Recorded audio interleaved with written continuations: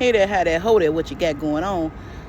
Gentleman, older gentleman, got to be in his 70s, came up to me while I was at the travel center asking about a text message sent to him by Rock Region Metro talking about verifying something.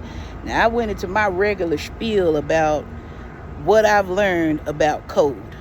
My thing is, coding is a language, right? You cannot bureaucracy, red tape, suppress, bomb away, try to, kill the people in charge of. Coding is a language. You can't do that to a language. The coldest thing that I ever heard concerning the language was in the Old Testament, when God destroyed the Tower of Babel. You know what I'm saying? So you got to be that cold with it to be able to tackle a language like that. And coding is not something that you can call your senator about.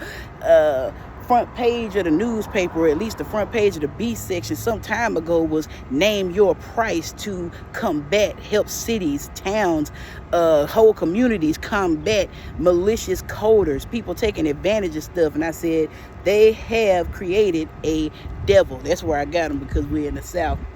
You wasn't trying to hear all that language stuff. I said you cannot regulate something like that. It's a language, sir. They have created something that they do not have control over, because you can't buy it out, you can't bomb it away, and you can't tie it up in red tape, because you would have to be the coldest coder out there to be able to suppress other coders, because it's a language. I told him, you got to have critical thinking skills. You got to be an excellent problem solver. I did my hands up like it was lights up there that he could look at or something like that.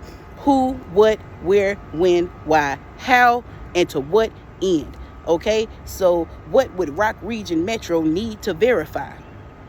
I asked the gentleman that got on the bus, hey, when you go for that token transit, do they send you any verification via email? No, via text message. He said, no, they send an email. I said, so they don't communicate with text messages? No, ma'am, they don't. I said, I figured somebody got a hold to that website. It's attached to your IP address. They know that that's somewhere you go often. Like if you shop at Sears, somebody might spoof Sears. If you shop at Amazon, somebody might spoof Amazon. They can, your IP address is attached to all of this different crap. I don't know what it is. I don't work in IT, okay? I'm a bus driver, but I'm trying to figure out how to explain to this 80-year-old man. He probably wasn't number 72.